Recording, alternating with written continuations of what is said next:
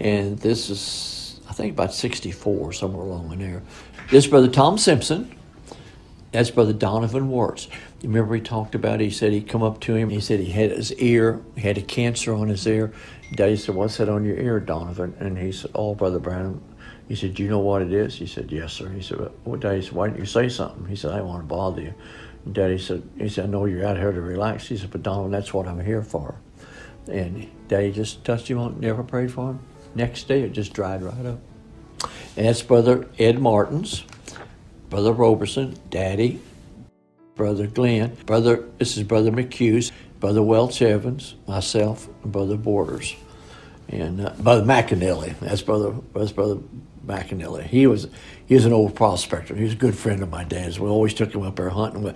I think, if I'm not mistaken, Brother Mac was the first one that took Daddy to Sunset. I think he was the first one that took him up there. But that was a wonderful time. Especially at nighttime, he'd go around the camps and he'd go to visit the different tents. But the main thing was, when he'd gather around the fire, and he'd tell stories, and he'd go from one to another to another. I remember one night I come by his tent, and I wasn't in a tent with him. I'll never forget this. And we tried to get him to relax, and I'd tell stories, tell fishing stories, just something just to keep him going a little bit. Brother Borders was good at that too. And then we got there, and Brother Branham would tell testimony. And when we come by, I'll come by his tent, and I heard him praying. And I usually didn't stop. He said, "Father," he said, "forgive me." I'll never forget this. He said, "If I joke too much," he said, "if I laugh too much, or Lord, if I even ate too much," he said, "forgive me, because I want to be a real example of yours." But there he was on a hunting trip trying to, to come down. And there he was telling the Father, "If I'd done this, forgive me, Father. I didn't mean nothing."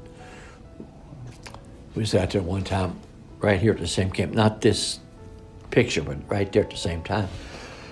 And we was fixing steaks for everybody. And Brother Doug, I don't know who else, maybe Brother Doug and I, we went into Wilcox and got some steaks at a slaughter place. We come back and I was cooking them like that, and I was so nervous. My nerves were so bad. And I said, I'll cook. Daddy was sensitive. I wasn't feeling good. And I seen he just walked over and he had his black hat on there. And I seen him, he didn't say a word. He just took that hat off just for a second. And I seen him put it back on his head. He just kept standing there with me while I was cooking. And then afterwards, he was sitting down and he was taking his boot off. And he has hunting boots on. And he says, "Did you all notice a while ago," he says, when Billy was cooking, said he's been under a lot of pressure. And he says, in the meetings and things. And he said he carries a lot on him. He said, people don't know. He said, but I knew he wasn't going to be able to eat with us. And he says, and I just touched my hat. And I knew, but they didn't. And he said, I just touched my hat and said, "Father, help Billy. Let him enjoy his evening." And he said, "Man, did you see that big steak he ate?" And he kept unlacing his boot. And when he got it unlaced, his ankle, which I didn't know, was probably that big around. And it was just almost as black as that Bible, just all there. He said, "I fell crossing a fence hunting about, I think he said October. This was like January, February. And he says, and I sprained my ankle." And he said, "That's what I thought I'd done." He said, "I've prayed every night. He said, for God to heal that." And he said, "It gets worse every day." He said, "See," he said, "this gift ain't for me." He said, "It's for you." He said, "You see Billy?" He said, instantly he was well. He said, "I've been praying 3 months for this." He said, "It gets worse every day." This is his two cousins up in, it's in New York, Lake Placid. It's around Lake Placid, New York, up there. Remember Brother Branham said, he said, "I shot this bear," and he says, and he said, I had to scare the other two off the cubs. And he said, "My gun jammed on me." And he says, "And she came for me." And he says, "My gun wouldn't shoot." And he said, I said, "God help me." And he said, "I just threw the gun on the ground. It was jammed. It was an automatic." And he said, "I just reached and got my hunting knife." And he said, "I just run straight to her." And he said, "I killed her with the knife." Remember he talked about his old great-grandma that lived to be 110 years old? Well, that's that part of the family, not the Branham side, but the Harvey side. That was them. But he hunted with them up there quite a bit. Back up in British Columbia, that's where we was bringing the horses across, and that's Brother Blaine Southwick. I think that's Dad there. And I don't see me, so I probably fell off my horse. I probably took that picture, is probably what it was. They just turned the pack horses loose and swim the river. That's the Toad River there. This is Colorado. It's Brother Banks, myself, Brother Ronnie Evans, Brother Branham, and Brother Welch Evans, Brother Carl Wheeler, and Brother Mann. That's when, Brother Branham spoke to the storm. That's it. This is that trip. This is the year that I got married. Got married in August of '56, and we went to the meetings in Saskatoon and had the services. Then we went fishing, and Brother Softman took us up for fishing. This is at Green Lake, Saskatchewan, and Dory Lake. There was 2 or 3 lakes we fished up there. That's myself. That's Brother Gene Norman, and that's Daddy. That's Leo Mercer, and that's Brother Fred Softman. This is down at Shoals, Indiana, in Dawson Falls, they call it down there. Man, we used to go and fish all the time, man alive. He'd dig in a bucket full of worms, and away we'd go, man, we'd be gone. We'd sleep in the back seat of that old convertible, We used to enter 2 or 3 days and fish. Boy, I was just the meanest I looked. That's Jeff. And these are a couple hunters that hunted with him. Jeffries, Jeverez. They called him Jeff. But I don't know what his name was. First name was Jeff or what. But he was a really good friend of my dad's. This is Kremlin, Colorado. That house right across from the church. They're at 922. And it's the backyard there. And he caught that wolf. And he tamed him. It took about a year and a half. They wrote up in the evening news. He tamed that wolf, and that wolf become my dog. Everywhere I'd go, his name was Pal. And I'd go to the barber shop, he'd just walk right down the street, and boy, he'd lay out in the front door. They didn't get no business till I come out. I mean, the dog wouldn't let nobody in, boy. He was wolf. This is probably coming into the meeting. That's probably coming from an alley and coming into the entrance to the auditorium. I don't know where it's at, but that's the way it was. But when we come in like that, he was always friendly with the people. It always amazed me. The people say, well, Brother Branham had to be under the anointing. No, he didn't have to be, but it was better, But he'd come in and people be just standing, just crowds like that. And I've seen them in the early days just stand to their feet and just drop their crutches. Not that they worshiped him, but they knew the God that was in him. And they knew just that presence.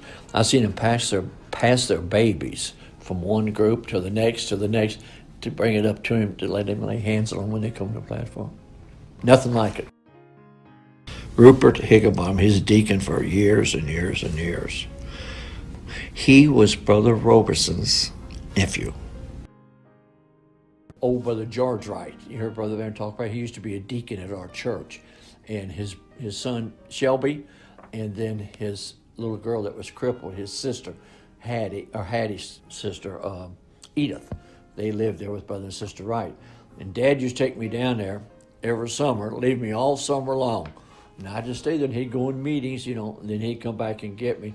And this is right out inside their house. Do you know that old bell that Bub's got up there at the thing? Now that it's the same kind of bell. It might even be the same one. It stood right out here on a pole, and Sister Wright would go out there and ring that bell when we'd be out, hunting or something, and she could hear that bell ring all over the country. It'd be time to come eat. I knew what that sound was. And you remember him talking about when he was praying, and the Lord told him, says, go to Milltown and be one there named Georgie Carter. That's where that happened, right back in there, right back in those trees. Used to be a cherry tree there in that front yard, and every time we'd go down, old Brother Wright, he was kind of a comical guy. He'd take a big sheet and put it over there because it was full of cherries. And my mom would sit there and he'd have a cherry on that tree, and he'd cover it up. You know how you do, you keep the birds off. That's what you do to keep Mom out of that tree. That's Daddy in Beaumont, either Beaumont or Harlingen, Texas. I wasn't in this meeting. This was in 1950, because I started in 49, then I went back to school in 50. In 51, I quit, and I had to go to Africa with Dad. And I never did go back. Well, that was Howard's car. Oh, yeah. Yeah, that was hard. He always had a nice car, man. He might have had nothing to eat, but boy, he had a sharp car. This here was took for the newspaper. It's in Karlsruhe, Germany. And that's Brother Guckenbuhl, the one that he talked about. And this Brother Ern Baxter, Brother Bosworth, Daddy, and myself. I was 19. This picture here is taken right outside when you go into Brother Bose's church on Clark Street in Chicago. Brother Branham was there about as much as he was at the tabernacle. He loved to preach for Brother Madsen Bose. And this was going into the meetings. And I had just given out prayer cards, and I just met Dad and was getting ready to bring him in. Like that sport coat. Gramps would like that, wouldn't he? This is down in Florida. This is brother and sister Bosworth from down in Miami, and that's their son Bob, and that's Daddy and Mom. That's in New Mexico. I don't know where it's at. He talks about it when him and my mother went on their honeymoon out in that way. So I don't know where that's at. I mean, that cabin had no significance. It was just a place they stayed there. This is giving out prayer cards in Africa. I don't know which one of the native meetings it is, but when we had the meetings there, we had to have the natives of an afternoon and the whites of a night because they wouldn't let them mix. The only place they could be together, which we didn't know, was where the Lord told him to go to Durban. And there they had big iron gates, and they separated them, but they could all be in the same meeting. But here they didn't. They had the afternoon was the colored people, the blacks, and of a nighttime they'd go into the halls and have them. But they wouldn't let them come in the halls. We just had to have them in open fields. It was wonderful. That's Brother Julius Stasscliffe with me, helping me give out prayer cards. I was only 15 years old there. But you get to thinking there, the people you see them suffering, you want everybody to have a prayer card. And I'll have to be honest with you, I looked for the worst cases because I knew God was going to heal them. I wanted to see them get healed, But that was what we done to try to keep them from, just glum. Because when they seen one person healed, they were just like, I don't mean it wrong, it's like cattle. They just stampede. They just come right to the platform. Man, they wanted to be healed too. And there was no stopping them because you couldn't get them, the time, you couldn't get them to understand what they had to do to receive it. It didn't make any difference to them, man. They seen that happen. They was ready. Then what he'd do after a little while, he'd bring one up like a cripple, and the Lord would heal him, or a blind, or deaf, or something like that. And then he'd say, now he'll do the same for you. Now I can't lay my hands on you because there's too many of you, but you lay your hands on one another. And he said, do you believe? He did. Boy, he prayed one prayer and thousands. I mean, just instant. One time in Durban, they called us at the hotel. He said, Brother Branham, go look out the balcony of your window. We went out there, and Daddy and I was staying in the same room. Went out there, and there was 7 of them big cattle trucks with old clubs and old cots and stretchers, and hundreds of people coming behind these 7 trucks singing Only Believe. Went right down through the whole streets of Durban. Yes, sir. But he said, when I went there, he said, God said, I give you all of South Africa. You can't go there nowhere unless they know him. That's right. This is at the Jungfrau Joch. This is in Switzerland, up at the mountain. This is Dad. If you can believe, that's me.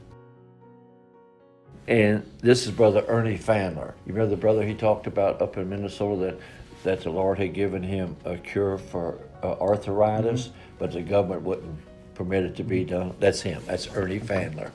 He was actually from Shawano, Wisconsin. Uncle Doc and Donnie. That wasn't too long before Dad left, because that's my '63 Chevy right there.